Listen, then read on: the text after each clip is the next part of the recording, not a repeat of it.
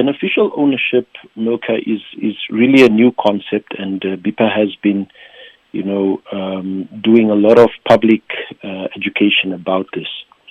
But to really just be very basic, beneficial ownership, also known as BO, is a new legal requirement that was added to the Companies and Close Corporations Act in July 2023. Now, this provision basically states that any person who directly or indirectly has control or influence over a business is regarded as a beneficial owner. It also refers then to a person that receives substantial economic or financial benefit from a business, and that person should therefore also be declared as a beneficial owner. So what we are saying is that beneficial owners are limited, at least for now, to registered businesses. It may or may not be the members of a CC or directors of a PTY. It may be anyone else that may have control or influence over this company or the CC. And as such, the law requires then every business to declare beneficial owners to the Business and Intellectual Property Authority by the end of their financial year. Mm-hmm. So what would you say are the specific goals of the beneficial ownership information sessions that will be held on the 4th and the 5th of September? Soini, you see, when there's a new legal requirement in the law, it's very critical especially for entities with a public service mandate like BIPA, to consult and consult some more. Very important is that we've noticed over the last year, since we started implementing beneficial ownership, that the concept is a bit foreign to business owners because it is new, but it also seemed to be a bit technical because not everyone understands it. Furthermore, because there are punitive measures highlighted in the law, such as sanctions and penalties, it is very, very critical for BIPA to continue its public awareness initiatives to ensure that businesses are fully aware of the consequences of non-compliance to this very serious legal requirement. As such, the objective of us heading to the Erongo region and engaging stakeholders is really, it's twofold. The first thing is to make those that are not yet aware of beneficial ownership, give them more information about it. But very importantly, we will discuss with these businesses what are some of the pitfalls and the challenges, as well as looking at the sanction and penalty, or what we call enforcement mechanisms for the beneficial ownership requirements. Secondly, we also then aim for those that have not filed the beneficial ownership information. They will then have an opportunity to do so at these information sessions. Well, Oket, how do these sessions align with the Financial Action Task Force requirements? So I need just to briefly give our listeners an idea of what the Financial Action Task Force is. This is the global anti-money laundering watchdog in the world, and they are a UN agency. So they are also the agency that grey-listed Namibia because of our inadequate controls and systems that would prevent money laundering and terrorism financing. So during the last 2 years, the FATF has done various evaluations on Namibia, and we were found wanting in a number of respects, one of which is that we should have at least 80 to 90% of registered businesses file their beneficial ownership information.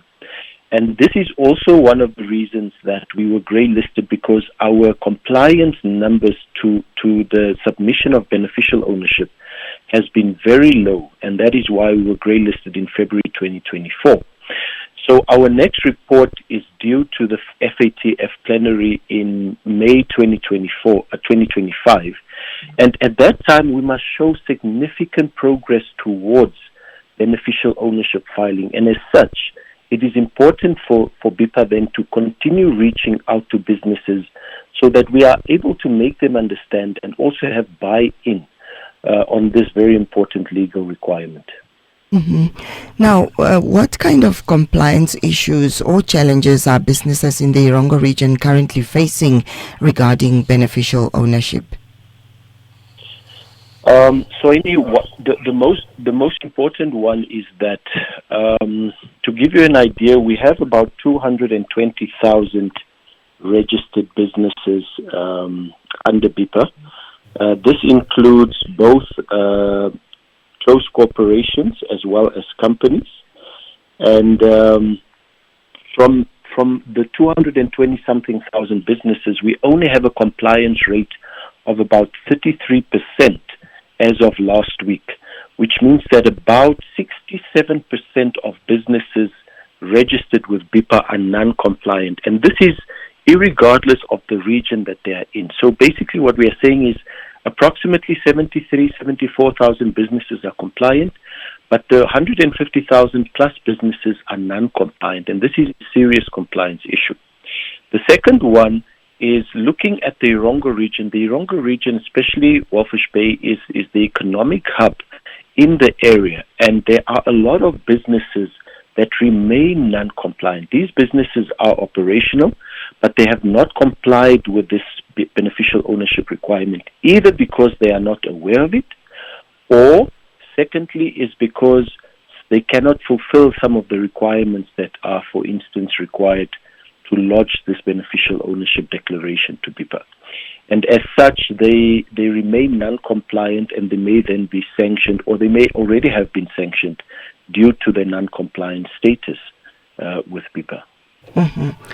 Now, what should businesses prepare for, or what should they prepare or bring to these sessions to ensure that they benefit fully from the information that will be provided at these sessions? So really the most important one is that business owners must come with an open mind to be able to listen and to be able to understand what the requirements are. It may seem very onerous on businesses, but it's actually a very simple requirement that has been added to the law. And let me explain it this way. Each business is required by law to submit a beneficial ownership declaration. This should be up to date and accurate, and should be submitted at the end of their financial year, the financial year of each business. And that's about it. So, but businesses are also required, let's say for instance, there's a change in their beneficial ownership regime.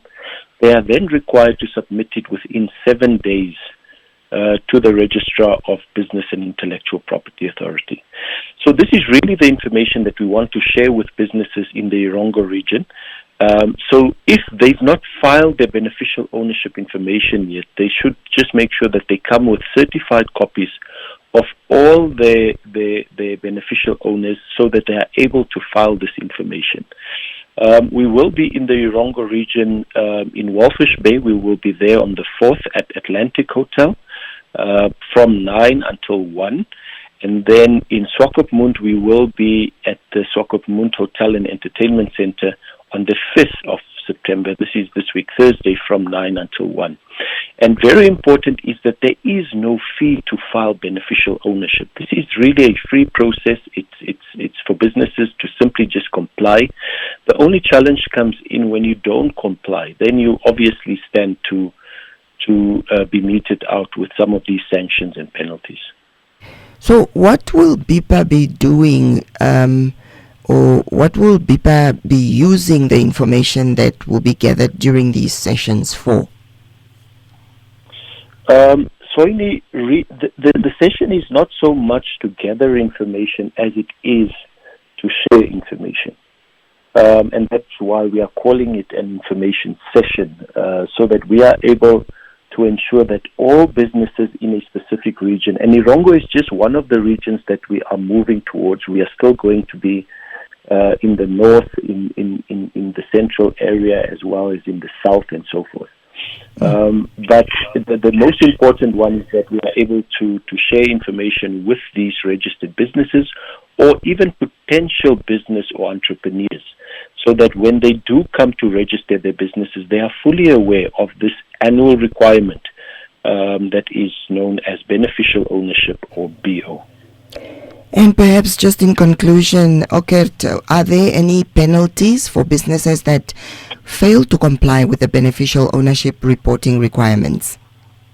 Yes, Soini, there are penalties and sanctions. The one sanction is that if a business does not comply by the end of their financial year, they are placed on an inactive list, and this basically means that the business is temporarily suspended from the business register and may not conduct business under that business name.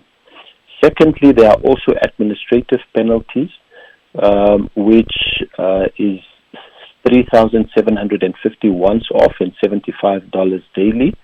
However, it is important to note that BIPA has made an announcement, or a notice was issued in July, that as of the 2nd of July, we have temporarily suspended these penalties. Not that they are removed or that non-compliant businesses may not be sanctioned. We've just temporarily suspended it so that we can relook at our enforcement matrix and make sure that we have sufficiently considered the methodology on how we mete out these sanctions and penalties based on the risk profile of various businesses. So even though it is temporarily suspended, it does not mean that businesses that are non-compliant may not be sanctioned after the temporary suspension has been lifted. So that is why we are really calling on not only those in the Erongo region, where we will be this week, but we are calling on businesses all across the country, because what is very important is that this is not a BIPA thing. So this is a national concern, and this is led, beneficial ownership is led by various national stakeholders, including, for instance, the Financial Intelligence Center, that is the focal point, the Master of the High Court that deals with beneficial ownership and trust, the Anti-Corruption Commission, the Prosecutor General, and various other stakeholders. So this is not a BIPA thing. And we're really trying to up the numbers of beneficial ownership filing and make businesses appreciate the need for transparency, so that we are able to root out money laundering, terrorism financing, and proliferation financing in our country, and make our country a country that is safe, and enhance the confidence of investors into our country.